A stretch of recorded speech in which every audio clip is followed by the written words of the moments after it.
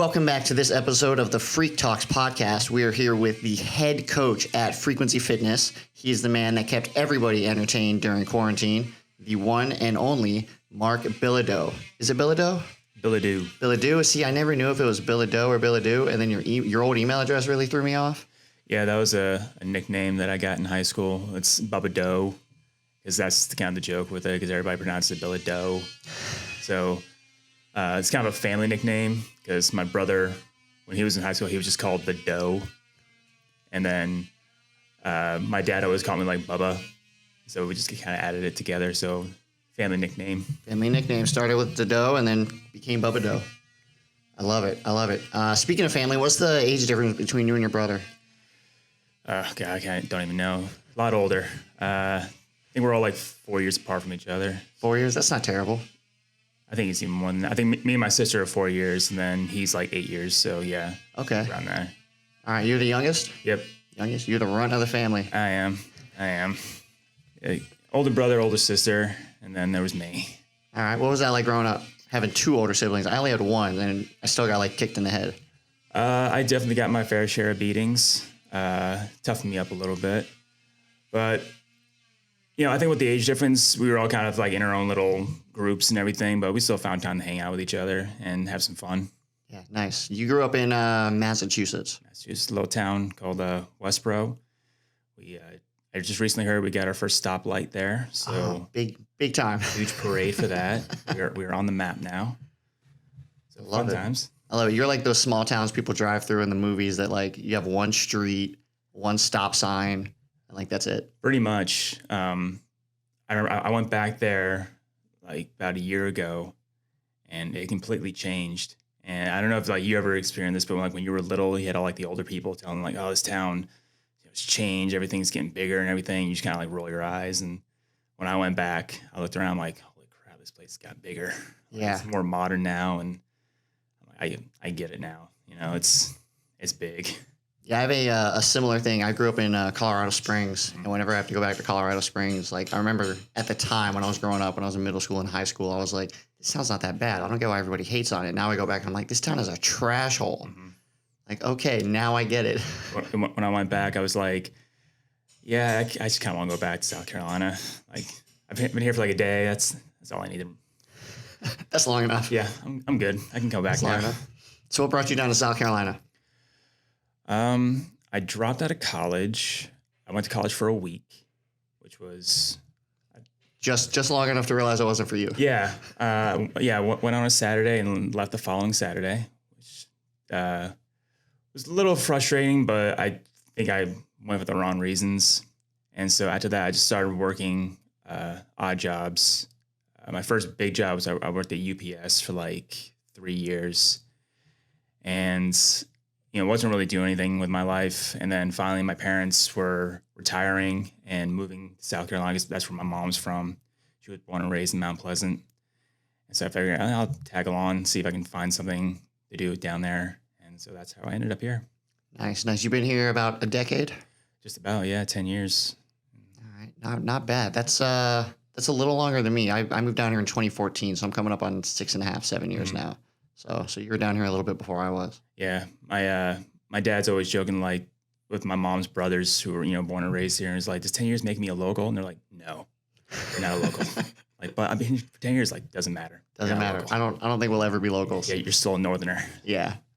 I don't get the northerner thing, but I do get like the Midwesterner thing or the Westerner thing, I guess. They're still mad at us for the whole Civil War thing. Yeah. Still a little touchy about that. Absolutely. So you've been in Charleston, Mount Pleasant, IOP for about 10 years now. Mm-hmm. And you've been a Frequency for, what, 7? 7 years, yeah. 7 years. What brought you in? I was in a bar one night, and I was watching the CrossFit Games, and I just was mesmerized by it because I didn't know really what it was. I thought it was like a strongman competition, but I was watching all the women do it. And then I started looking up stuff on one of the women, Annie Thorsdottir. Started looking up stuff about her, and then that kind of led me into CrossFit. And I thought this was something they did like out in the Midwest. I thought it was like a California thing or something like that. And the next day I went to Waffle House, and I was coming out, and I saw a whole bunch of people next door in the parking lot running back and forth. And there's a big sign that said, CrossFit frequency. I'm like, that's the thing I saw on TV the other day. So I'm like, all right, I'll need to check this out. And I think it took me a good solid, probably 3 weeks to finally build up the courage and call and say, hey, can I come in?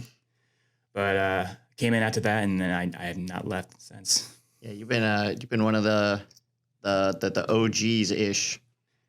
I was there maybe around the 1 year anniversary. I think it was like maybe a month or two before the 1 year anniversary. So all right, so we still had the rig over by the wall when you started with us. On the right side when you walked in, open floor, gray walls, and then the big wall in the center to close off the Taekwondo studio next door. I forgot we had the gray walls back then. Yeah. Holy cow. It's weird seeing old pictures and seeing it's like the blank gray walls and all the other like supplements we used to sell back then that like don't exist anymore. Yeah. Oh yeah. And then I remember we had the like the barbells were like against the back wall. Yep. And the rowers. And the rowers. Rowers were back there too.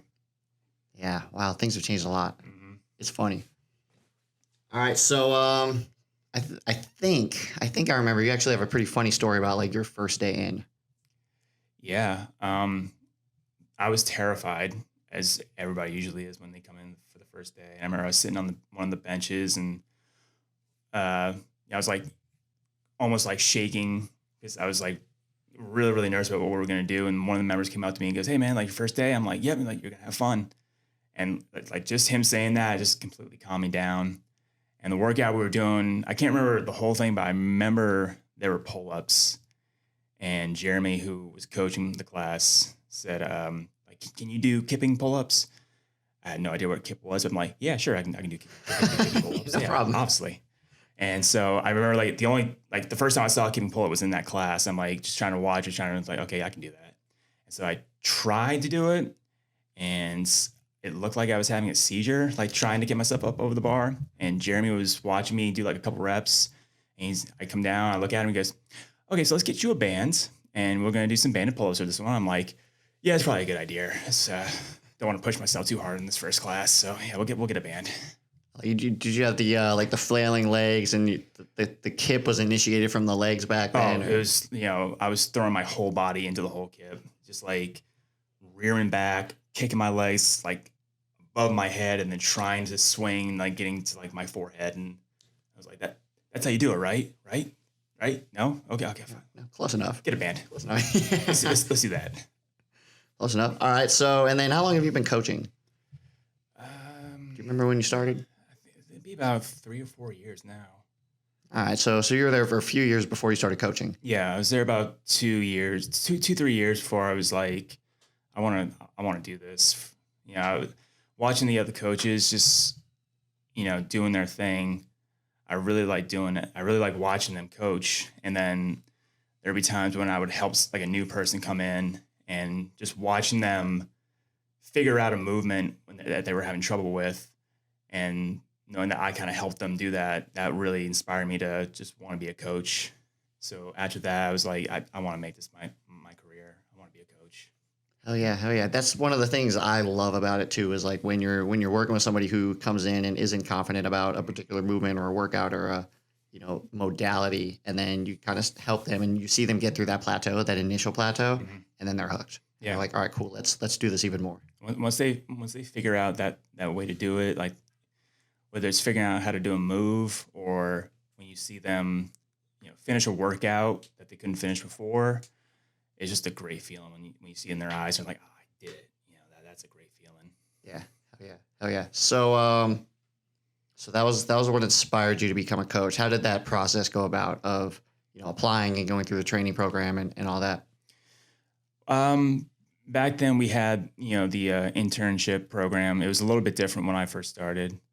And it was about like an 8-week program. Like first you had to take a test. You had to take a test to get into the internship program. And after that, it was like 8 weeks. The first week you're just like shadowing one of the coaches and you're just kind of watching them and cheering people on, trying to get to know a little bit more about the members that you're working with. And then after that, you kind of start with coming up with like warm-ups, and then you can lead like the first part of the class, and then you lead the entire class, and then kind of coach leaves you on your own it's all up to you after that. Yeah, so we've changed that a little bit. Not a whole lot. Like the format is still there. Of you start just by getting to know the members and who's in that particular group training session, and then you start putting together warm ups and running through warm ups, and then running. We've now kind of flipped it, so you're now like as you're running warm ups, you're also the demo model for the coach on staff, and then you're providing instruction while the coach is demoing, and then we have you do all of it at once. And kind of run the whole group training session in one go. And it is a little bit longer now too. Back then when you first started coaching, we had multiple programs, right? So you kind of intro into, at the time it was Pulse. Yeah. It's had like 4 or 5 different variations, but at the time it was Pulse. Do you remember like the very first internship class? Were you here when that happened? No, not the first one. But the very first time we were doing it, it was like, I think it was like 8 weeks, and like the first class was like the coaches and then the interns, and they're like, "All right, teach us." Like that was it. Like, I love that. I think, and I remember, I think the very first class had like 8 or 9 people in it. I think like 1 survived, and that was like that's how intense it used to be. And I think after that, we're like, let's make it a little bit easier, because we want to actually get coaches to stay. Yeah. And then we made it a little like not more simple, but just easier to kind of transition into it. Kind of phase it out and make it a little bit easier to digest. Yeah. Yeah. No, I love the way that we do it because it slowly ramps people up. But I still do the I don't do it in a group training session, but I'll do it beforehand. Like we have a coach who's never coached clean before. Like right before the workout, I'll like grab a barbell or a BVZ pipe and be like, cool, teach me to clean. Right now, right here, before you run in a group training session and you're teaching, 10, 12 athletes, like teach me right now. Oh yeah. And like just like the look on their face, they're like, wait, are you serious? I'm like, yeah, you're about to teach it in 10 minutes. Like I need you to teach me. We're gonna make sure that your cues are good. We're gonna make sure that everything goes the way that it's supposed to, and then we can quickly make corrections or things like that. So I'll usually do it either the day before or the day of, and just kind of like put them on the spot. Be like, all right, cool, you're teaching a snatch. Let's go. When you first started, what was like the hardest part for you coaching? For me, so I actually, me and you started our internship at the same time, but you actually started coaching like 11 months before I did. Yeah. My big thing was just like getting loud and bringing a bunch of energy into coaching. Yeah. Like I'm very like typically in the past, I'm a lot better about it now, but in the past I was very quiet, and so getting that out of me was very difficult. And in now helping train coaches, I find that it wasn't just me. Like it's super common amongst everybody. Like, all right, cool, I need you to be louder. And I'm like, I'm screaming. I'm like, cool, it's not loud enough. Yeah, you gotta get into it. I think my biggest was trying not to make things too difficult to explain. Because I was working a regular job and then coaching as well. And I remember I would rehearse everything I was going to say in class. I used to work at heating and air.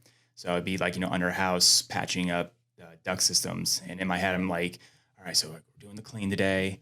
You need to make sure that, you keep your back flat when you lift the bar up. Make sure you get it to the hips.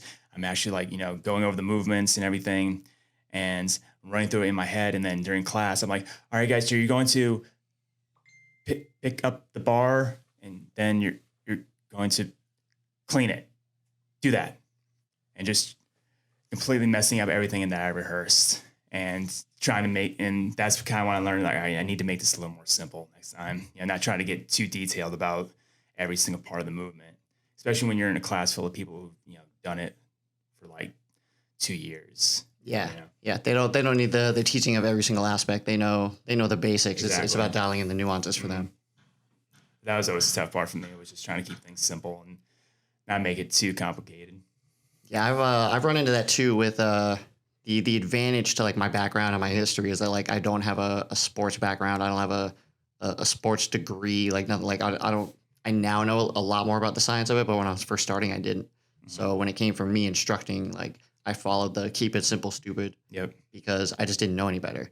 And now, like, as we're working with other coaches that do have a little bit more of that like sports style background, they're in PT school, they've gone to medical school, and like they try to add in some of the scientific principles. I'm like, cool, members don't care. Exactly. Yeah. I mean, that was one of the things that the first coaches that I was working with told me is like, a lot of people don't need like a whole medical explanation of why they're doing a clean. They just want to make sure that you're doing it safe and they don't need to know that about like the spine has to be in like an erect position to lift the bar up or anything like that. Just keep your back flat and lift the bar up. That's all you gotta do. Yeah, exactly. Come up with like simple cues that you can give them, especially when like music is loud. They're in the middle of a workout. Like, all right, kid, hey, pinch your shoulder blades back. Yeah, you can't go into detail when you got Metallica blasting. All right, so you are like widely recognized as like everybody's favorite coach, except maybe G. A lot of people love G. I think it's because of the accent. Yeah, he's just a lovable guy. Yeah. You can't hate that guy. It's hard not to love G. Except when he steals my workouts at the ends, because usually he's in my afternoon class and he'll teach the evening class. Yeah. So whatever bonus that I give the people at the end, which is like a tough like core bonus and everything, he usually uses that in the class that I take with him. So you're the person to blame for that. Yeah, that's always my fault. But then I got to do it myself. So I always try to remind myself, like, don't make it too hard because you're going to have to do this tonight. Yeah. All right. Well, G's in noon, so let's make sure whatever I add in later, just do I'm a yoga capable session. of doing myself. All right, guys, we're going to do yoga for 25 minutes. Cool. So in the beginning, you were, you still are to an extent, like a pretty quiet guy. You stick to yourself for the most part. Mm-hmm. But what I've noticed is like when you're attending a class or when you're running a class, that's not the case at all. Like you're super energetic, you're super loud, you bring a lot of energy. How was that transition? Like I'm sure in the beginning it was difficult to kind of get into that zone of, I need to be loud, energetic, and keep people pumped up, and then like run around and high five people around the, during breaks and rests, and when the workout's over, go like pick people up from the ground. Like, how did that transition kind of happen? Was it just a natural thing, or? Kind of. I mean, a lot of times when I'm in a new place, I'm very quiet just because I need to see, like, I'm kind of like scouting things. I need to see like what kind of person can I be in this place. So like, if I can be loud and kind of like obnoxious and everybody's not going to be mad about that, then I can do it. Or, if I'm with a bunch of people who like might be a little sensitive or might be a little annoyed with, me being loud and obnoxious, I might kind of back it off a little bit. But most of the time, I just want people to have a good experience when they're in the class. And if I can help with that by being, goofy or kind of making fun of myself so they don't feel, like embarrassed about anything. So, if I can make fun of myself so they can feel better about it, then I'm all for that. So I'll wear, crazy tights or just kind of act goofy. And that usually helps with other people. Yeah, absolutely. I've noticed that with particularly with like newer people, like the members that we've had for a while, like they all know who you are. But with the newer people, like they come in, they might be a little bit nervous, like to see somebody, over there who's gonna later on like crush the workout, does awesome. But then during the warm up and during like the instruction, they're just like having fun and smiling and laughing and like running around. Yeah, we dance and just joke and have a good time. That it really helps like loosen them up a little bit because it can be intimidating going into that type of a environment where you don't know anybody and all of these people already know each other, so you're kind of an outsider. And I think that's one of the things that Frequency does well is like bringing outsiders in and just like helping them feel welcome. All of our members will go up to somebody that they don't know and be like, oh hey, I'm so and so, what's your name? It's the first time here, I've been here for however long, you're gonna love it, it's gonna be great. And I think that's something that Frequency has done well, and that's been largely, inspired and pushed through the coaching staff and the people that we have on staff there that run the gym and all the group training sessions. Yeah, I mean, because it all goes back to, like when I was saying like my first day, I was nervous, but all it took was just one of the members just come up to me and be like, dude, you're going to have a fun time. And I'm like, all right, I feel good now. So I'm not too nervous. And like, that's all it was. It was just, if you teach your members of your gym to like, loosen up a little bit and just be friendly with everybody else, it's not, you don't have to come in here and like compete with everybody if you don't want to. You just come in here and get a fun workout and meet some fun people. That's all it is. Yeah, absolutely. And then, I mean, that's something I was going to say. I lost it. That was it. Dang, it was good too. It was really good. Let's talk about politics. So have you noticed the way that you act when you're coaching and when you're working out, the upbeat, energetic, loud, goofy, running around, joking around, has that carried over into your outside the gym life at all in regards to, how you meet people, how you interact with people, how you are when you're, at a bar, at a restaurant, or just like walking around on IOP? Like has that translated at all into outside the gym life? Nope. Not at all.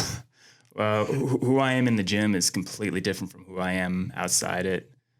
Because, like I said, when I go to a new place, I'm usually quiet and kind of like scouting everything. But usually, I'm only in a place for like an hour or anything. So usually just going to get the quiet side of me. So if you want to see like the goofy side, you got to come to the gym because that's where I'm just more comfortable. It's my second home and I know everybody. Everybody knows what kind of person I am there. They know I'm just the big goofy dork, which is what I like. I like people. I've been told I have kind of a intimidating look. I look kind of scary, but once people get to know me, they realize that I'm just a big goofball. Yeah, well, less so now. You trim the beard down. Back when you had the big beard and the shaved side of the head with the long hair around back, like that I could see that being pretty intimidating. Yeah. I try to go for like that Viking look and everything, but once people realize it's just the look, they like me for that. Oh yeah. So it hasn't really translated much outside of the gym. By the way, you guys heard it here first. If you want to meet Goofy Marc, you got to come to the gym. You got to come to the gym. That's a privilege for everybody. Like, get into the gym. You want to see that side, you got to sign up. Absolutely. So, did you do like sports or physical activity or anything like that? Like anything, not like, it's like I played like neighborhood football, but anything like with an actual program involved. Did you do anything like that, like growing up? Yeah, I played all the regular sports, football, baseball, basketball. I played football for my high school team and basketball for my rec team. And that's pretty much it. Just football, basketball. Have you noticed how is that like translated over to, like what you're doing now? Kind of the same thing we're talking about. When I was on a team or anything, I would try to be more like the goofball, just trying to make things more light and fun for everybody. So even during that, I was trying to be the fun guy. So I feel like that kind of transitioned over to, when I'm working out in a class, I come back to being, the fun guy, trying to make everybody have a good time. All right, cool. So future, what's the future hold for you? You currently got your CrossFit level 1. You got your ISSA personal training cert. Mm-hmm. Did you get any of the other ones or are you currently still working on them? I got my strength and conditioning 1, 2, and I was going for the nutrition 1, but I'm still undecided if I want that because I just don't like nutrition. I just hate learning about it. And when I also got the USA weightlifting 1, and when I was taking that class, the guy teaching it was like, this guy's is an Olympic level coach, trains Olympians, and somebody asked him about nutrition, and he goes like, "Yeah, I don't do it." It was like I have a nutritionist working at our gym, so if somebody has like he went like, "I know enough about nutrition to kind of like get you on the right path." But then as far as that goes, if you have any other more detailed questions, I have a nutritionist, so do that. And I kind of like that aspect. Like I can kind of tell you start this way with your nutrition, but I can't go into too much detail after that. And I think that's why I don't know if I'm going to try to go for that. So we'll see what happens. I heard from somebody else who took that one that it goes very into like the science of the nutrition. I paid for it. I haven't started it yet, but it goes into like the science of the nutrition, and I do a lot of nutrition coaching, but it's primarily like, it's not quite that deep dive into science. It's like, cool, a calorie is a unit of energy. You need X units of energy to burn fat versus Y units of energy to gain muscle. Yeah. And that kind of goes back to, the coaching is like, most people don't really want like the whole like scientific detail about it. They just kind of want to be like, all right, what do I need to eat? Got it. Don't eat this. Got it. And then go from there. Yeah, pretty much. So that's kind of the style of like nutrition coaching that we've gone with, which is going to be, more habit-based, more macro-based, those kinds of things versus like, all right, cool. So you can't eat this food because it affects your body this way. And like, boom, boom, this is what all your markers say. I'm like, I don't know any of that. Like we don't do blood work. I'm not touching any of that. Like there's certified nutritionists that can help out with that. Yeah. So, all right. So if somebody, because you've been there before, right, getting started on your journey into finding a gym and exercising and getting into functional fitness. So if somebody were to approach you on the street, right, or at the grocery store, and they're like, "You look like you work out. Like, how do I get into this? How do I look like you?" What would you tell them? Well, first, like you have to get started. Make small goals is what I would always say. A lot of people should say like, I want to lose 50 pounds by this date. And that's tough to try to hang on to, especially when you're trying to get started. But always starting with small goals. Be like, I want to just get to the gym like 3 days this week is a good goal, or I want to lose 2 pounds by the end of the month is always a good goal. So just making things simple. And when you're looking for a new gym, just the hardest part is just walking into that gym for the first time. That's why I say to anybody who's going into our gym. They come in and like, all right, I'm here. I'm like, hey, hardest part's over right now. You walk through the door, everything else is going to be easy after that. So just getting up and starting is the thing you need to start with. Yeah, just get up and do something. Yeah. Right? One of the things that I focus on a lot when kind of talking to somebody who's brand new, who's a little bit nervous about coming into the gym is like, cool, you don't have to go into a gym. Go out for a 10-minute walk 3 times this week. Yeah. That's it. Get active in some way. Yeah, go out, get outside, middle of the day, sun's out, it's warm, walk 10 minutes, walk a half mile down, half mile back. Takes about 10 minutes. Yep. Take your dog for a walk, go walk with your significant other, your kids, just do something. Yeah, absolutely. So, looking to increase certifications and continue learning? That and just, trying to find new things to do and just go outside more. I think after the whole quarantine happened, I'm not really a person who goes outside, but when that choice was kind of taken away during quarantine, I was like, I should probably try to go outside more. So just going outside now is also another goal. Right, your house is like right there on the beach too, isn't it? Yep, it's about 100 yards away. 100 yards away? Yeah. So you can do like sprints? Pretty much.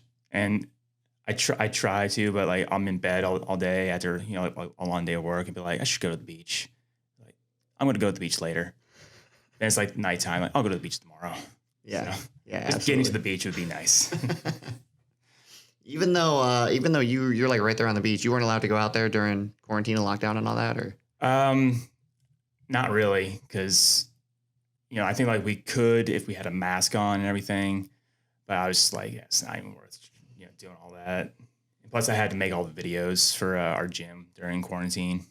Yeah. Speaking of the videos, how did you come up? I mean, you put together we were close for 2.5-ish months. Like you made a video every single day with a different intro every single day. How did you pull that off? Did you already have all those costumes or? The costumes, yes, I already had all those. Those are just from previous years. The ideas, I honestly would just like sit in my garage for like 2 hours, be like, what can I do? What can I do? Okay, there's something over there. I can use that for something. I have this costume. All right, I'm gonna dress up like a pirate and ride a scooter into the camera. I gotta make sure I have the Pirates of the Caribbean theme playing in the background. So that's an idea for today. But by the end, I was so like not burnt out, but I just had no more ideas left. Like, I would literally like sit for like all day, like I got nothing.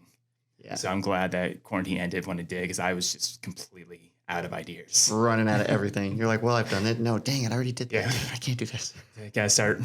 I got absolutely nothing left. Yeah, I think it ended at a perfect time. I remember we put together that compilation video for the birthday party for Frequency that we did last October, and that was a huge hit. People love that. Yeah. I just literally like pulled out like, I don't know, 15 or 20 of my favorite ones and just played them.